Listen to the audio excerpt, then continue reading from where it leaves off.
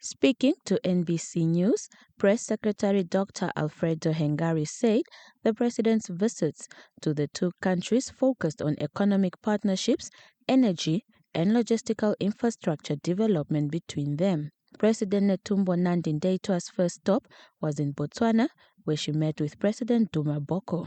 The question of energy, with Namibia becoming an oil-producing country in the next 4 years, the two leaders committed to work jointly on a refinery that will not only serve Namibia and Botswana, but the region at large.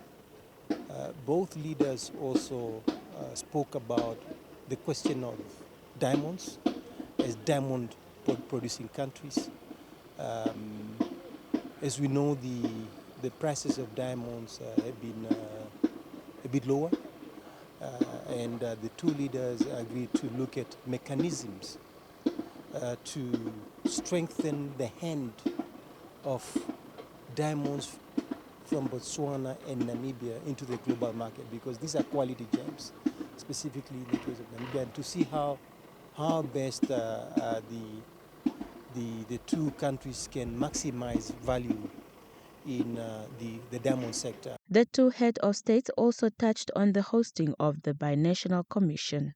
Both President Netumbo Nandi-Ndaitwah and President Duma Boko directed the ministers responsible for international relations and trade, as well as international relations on the part of Botswana, to find a date as soon as possible for a binational commission to be held, to be co-chaired by both heads of state, because the last binational commission was held in Botswana.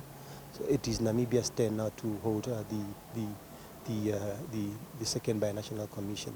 The last visit was in Zambia on Thursday afternoon, where the Namibian leader met with President Hakainde Hichilema to discuss economic cooperation in the areas of energy, agriculture, and transport infrastructure development. Today, the two leaders held official talks, which focused on trade facilitation, how Namibia and Zambia can ensure better movements of goods and services, specifically through the Walfish Bay, Dola, Lubumbashi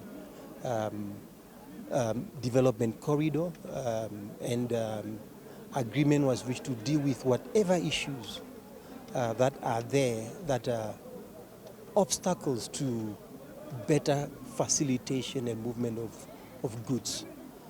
And once again, the two leaders also agree if with Namibia becoming an oil-producing country in the next few years, Zambia would like to benefit from that resource as a neighboring country. So the question of building pipelines to move oil from Namibia to Zambia, the question of also developing the dry port facility of Zambia in order to be able to capture more trade, more movement of goods and services through the port of Walvis was also on the agenda. Chila Nafuka, NBC News, Windhoek.